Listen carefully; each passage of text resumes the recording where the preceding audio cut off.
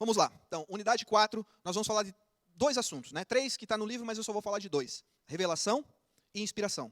Revelação é um assunto que eu já tenho falado bastante. Eu vou tentar falar de uma forma aqui que abranja um pouco daquilo que eu ainda não falei. Então, quando se fala em revelação de maneira mais ampla, a gente pode falar de 2 tipos. Grave isso. 2 tipos de revelação. A geral e a especial. A geral é a universal, é a revelação completa, abrangente. E a especial é aquela que é mais, a específica é aquela que é mais especial, particular ou individual. Dentro da revelação geral, primeiro, também podemos chamar de teologia natural ou revelação natural. É aquela que é principalmente expressa por meio da criação, da natureza. Salmo 19:1 diz: os céus proclamam a glória de Deus e os céus ou o firmamento anunciam as obras das suas mãos. Esse é o texto mais clássico da revelação geral. Se você olha para o céu ou para a natureza, você já percebe que precisa haver um Criador. Por quê? Por causa do princípio da causa e efeito. Se há algo, esse algo tem que ter vindo de outro algo. Se existe um mundo, então esse mundo é obra, a criação no caso, é resultado de uma outra causa, que não pode ser ela mesma. Quando você olha uma obra de arte, você contempla a obra de arte e você logo pensa, né? Quem foi que fez isso? Quem foi o criador dessa obra de arte? De onde veio isso? Isso é um processo natural, é um processo racional. Todo ser racional sabe que nada pode surgir do nada. Se há algo, então esse algo tem que ter vindo de algum lugar. É como aquele que chegou numa ilha deserta e que se deparou, uma ilha inabitável, né? E que se deparou, quando estava olhando ali para a areia da praia, um relógio. Um relógio. Aí ele pega o relógio e pensa, esse relógio, ele surgiu aqui do nada. Aí ele apareceu aqui, ele brotou, como se fosse uma planta, né, que nasce. É lógico que não. Ele olhou, desmontou o relógio, percebeu todos os mecanismos do relógio e percebeu que haveria de ter uma inteligência para criar ou para desenvolver aqueles mecanismos. Porque é muito complexo para ter vindo do nada, espontaneamente. Aquele relógio não poderia ter uma causa, uma não causa, um acaso. Acaso seria não causa. O acaso trouxe, aquele relógio brotou ali, apareceu. Né? É como eu imaginar, como o passe de mágica. Né? Isso não é racional. É mais racional eu entender que alguém colocou aquele relógio ali. Alguém com uma inteligência.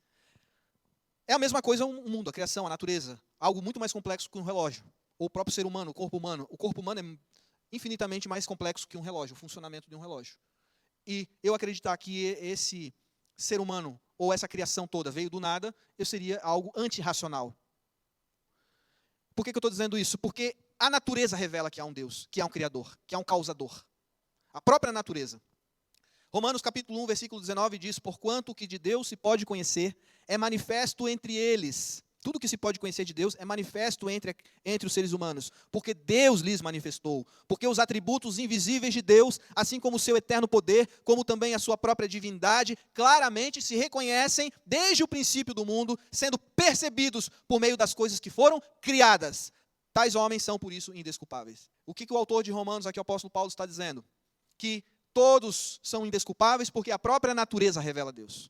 Essa é a revelação geral, a revelação que nos vem por meio da própria criação. Ela está acessível a todas as pessoas, porque todas as pessoas têm razão, e eu já vou falar sobre razão, como uma obra de arte que eu já falei, que nos leva a questionar quem é o autor. E na própria criação, como numa obra de arte, existem sinais do seu autor. Outra forma de Deus se revelar pela revelação geral, a consciência, a razão. Na própria consciência, nós já sabemos que há um Deus, porque nós somos morais. A noção de certo e errado. Como é que a gente sabe que é errado ou é mal matar alguém? Existe a lei que diz. Mas mesmo se não existisse, existe uma lei já na nossa consciência que aponta, que acusa e que diz que, por exemplo, né, matar é errado, ou enganar é errado, mentir é errado. Não, essa garrafa não está aqui, mas ela está aqui. Eu digo, não, mas ela não está aqui. A aula da quarta-feira não aconteceu. Amanhã eu vou sair dizendo isso. Não aconteceu, mas ela aconteceu. Então, a própria realidade das coisas já aponta para que a nossa razão não se contradiga, não seja autodestrutiva, porque a mentira é destrutiva, desde a sua origem. Então, a própria consciência humana revela que há um Deus. Essa é uma forma de que Deus deixou gravado na sua criação, nos seres humanos, uma marca do Criador. Porque a nossa própria razão aponta para Deus. Os fenômenos da natureza.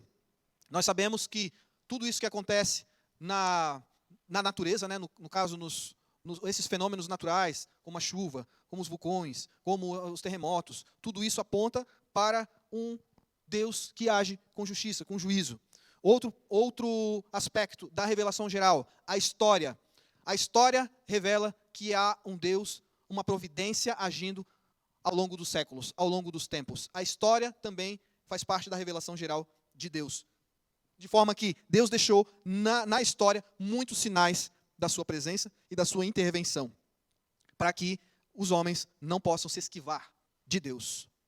Agora, a revelação geral não é exaustiva, ela não é completa, porque ela acaba tendo certos limites. Por exemplo, ela não dá detalhes sobre a redenção humana, sobre a salvação. Ela não aprofunda os atributos divinos. Ela revela alguns atributos, mas ela não nos dá clareza sobre esses atributos. Além disso, esse é o aspecto negativo, né, da revelação geral, mas tem alguns aspectos positivos também. Então, como eu já disse, a revelação geral, ela aponta para uma questão moral, de que há bem e de que há mal. E ela também, a revelação geral, prepara o caminho para uma revelação mais específica.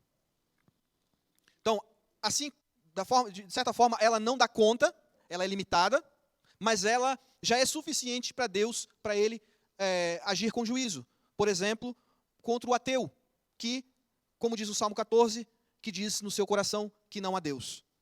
Esse é inexcusável, porque Deus já se revela na própria consciência. Se Ele diz no seu coração que não há Deus, Ele está mentindo contra si mesmo. Bom, revelação geral, vamos concluir aqui então.